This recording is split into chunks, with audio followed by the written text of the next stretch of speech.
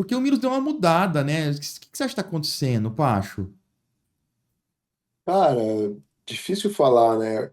Eu tive pouca proximidade com o Milos. Às vezes que a gente conversou ali foi quando o Horst estava treinando comigo e o Horst ia iniciar o trabalho com ele. Aí a Tá. gente conversou algumas vezes, mas depois já não tive mais contato, que daí o trabalho meu com o Horst, em paralelo com o Milos, não durou muito tempo, foi bem o comecinho ali, então a gente conversou poucas vezes. Algumas vezes eu encontro ele nos eventos, a gente fez um podcast junto uma vez, mas foi pouco contato.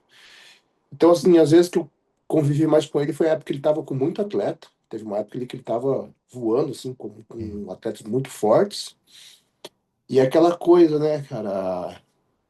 A vida ela é altos e baixos, né? Então, meus, cara, se você pegar o Arno do ano passado, o Milos estava com o Horse, com o Dauda, com o Rollins Heck.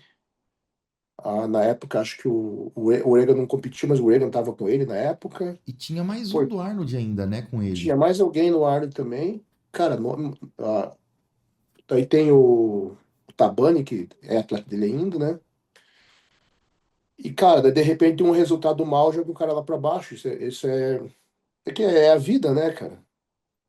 Eu, ano passado, também tive altos e baixos. Eu tive ali. Vamos voltar, 2022, cara. 2022 eu tava com o Rafa, com o Ramon, no backstage do Olímpia, os dois no top 10. Ramon foi top 2 aquele ano. Aí, cara, pô, foi assim o ápice da minha carreira até então. Eu tava Aí, lá. janeiro, então, pô, a gente tirou foto junto do backstage, a gente curtiu o momento lá, né, cara? Aí, 2023, janeiro, quase morri, cara, né? Tive um acidente. Aí, depois disso, pô, você vai lá pra baixo. Aí eu lembro que eu ouvia muito, cara. Pô, rapaz, foda, né? Você tava ali no auge da tua carreira, agora tudo aconteceu. Cara, a única coisa que me vinha na cabeça era, cara, isso não vai ser meu auge. Eu sei que tem muito mais. Então é difícil quando você tem. Não tô falando que é o caso do Milos, né? Mas quando você tá em baixa ali, você ter o equilíbrio e continuar, né, cara? Então eu sempre tentei ficar na minha, deixar que o trabalho falasse. Aí Isso. 2023 depois eu voltei. 2024 tive ali um momento muito bom. Zama ganhando Tampa e Texas. O Zanca top 2 no Tampa. O Menegatti e o Zanca brigando pelo título no Texas. Aí logo depois o Menegatti pegando a vaga. Aí, pô, aí tua moral vai lá em cima, né? Falando de você, todo mundo falando bem. Aí tive alguns resultados ruins no Olímpia. Aí, tipo, você já não presta. Os caras te jogam lá É. pra baixo, né? É normal. Cara, continuei quieto, deixando que o trabalho fale. Aí, de repente, o Derek me manda um convite para treinar ele. Aí, pô, aí o Ramon voltou a Explode. trabalhar comigo. Daí é aquela coisa, né, cara? Então, não sei se é o caso do Milos, né? Mas eu acho que faz parte da vida, né? Momentos de alto, momentos de baixo.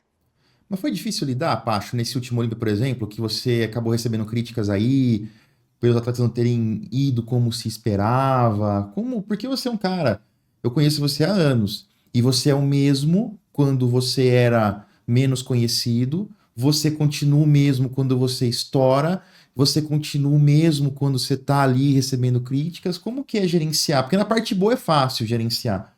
Mas Sim. como que você gerencia isso nesses momentos? É a família que ajuda? É você com você mesmo? Como que você faz? Cara, eu acho que eu tenho, assim, acho que a primeira coisa, eu sou um cara quieto. Então, eu acho que se você fala demais, em qualquer um dos momentos, você pode, às vezes, passar por um cara arrogante, quando você tem alta. E isso, às vezes, você vai querer falar alguma coisa na época que você tá mal, que você não tá bem, também você pode falar besteira e acabar se complicando. Então, eu sou um cara que não falo muito, acho que isso já ajuda. É, A minha esposa sempre foi meu ponto de equilíbrio. E ao longo dos anos a gente vai ficando calejado, né, cara? A gente vai aprendendo, vai ganhando mais experiência. Então, eu sempre respondi com o meu trabalho e sempre deu certo. Então, no passado ali, teve erros, teve problemas com alguns atletas. Teve atleta que que o atleta errou, teve atleta que eu errei, teve atleta que ninguém errou, que foi um problema, mas a gente não se tornou isso público. E, cara, eu simplesmente matei no peito. Tipo, todos os casos. Do atleta que ele errou, que ele depois me confirmou, do cara que teve algum problema, a gente não tentou, não deixou isso público. Então eu vou lá e mato no peito, cara. As coisas vão rodar e depois vai ter novas fases boas. Eu acho que não tem bem que dure para sempre, nem mal que dure para sempre. Acho que as coisas vão se equilibrando, né? E a gente Eu tem que acho saber que lidar com isso. eu acho que o universo faz tudo acontecer também, né, cara? Eu sou um cara do bem, como você falou. Pô, teve atleta que errou e eu matei no peito e tal, porque você já tem ali, tá calejado, você já tem um nome, então de repente era melhor naquele momento, tá, deixa pra mim aqui e tudo. Isso mostra muito do seu caráter, é muito legal ver isso de você e saber no momento que tá tão em alta esse lance de influencer, o que deve ser feito, o que não deve, os caras causarem uma boa influência. Eu acho que você é um desses caras. Por isso que é muito bom ter você no meio e por isso que a gente vê você crescendo sempre. E o Milos é aquele negócio, né, cara? O Milos sempre foi um cara. Eu tive experiências fantásticas com ele.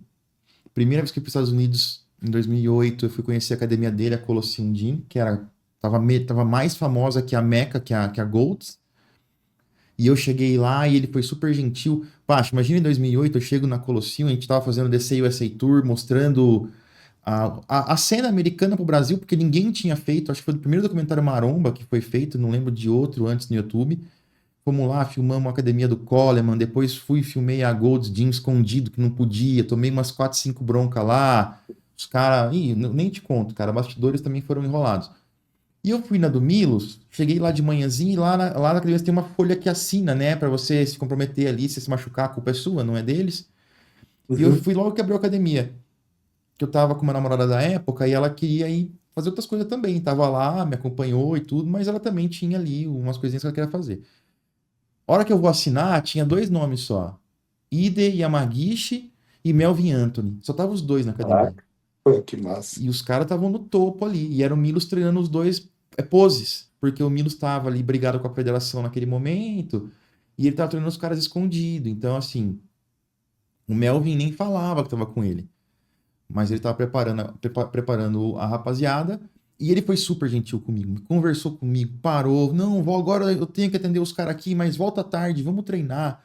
Volta amanhã, vamos treinar, não sei o que. Ele foi fenomenal. Em 2022, nesse Olímpia, talvez você não vai lembrar, é muita coisa, mas você teve um treino que você fez com o Brandão e o Ramon de perna. Uhum.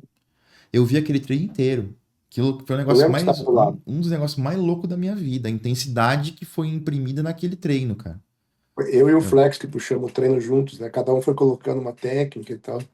exato. E, cara, foi muito legal. E o Milos estava lá, troquei ideia com ele, passou o WhatsApp. De uma hora para outra, mudou tudo, assim. Cara, me vê no que Olímpia que foi que eu fui? Acho que no próximo. Eu bati o olho nele, ele me via. Sabe quando o cara te vê e desvia o olhar e sai andando? Era assim, cara. Era bizarro, era bizarro. E ele tá tendo tipo assim, esses rage aí, né? Eu não sei o que tá rolando, não.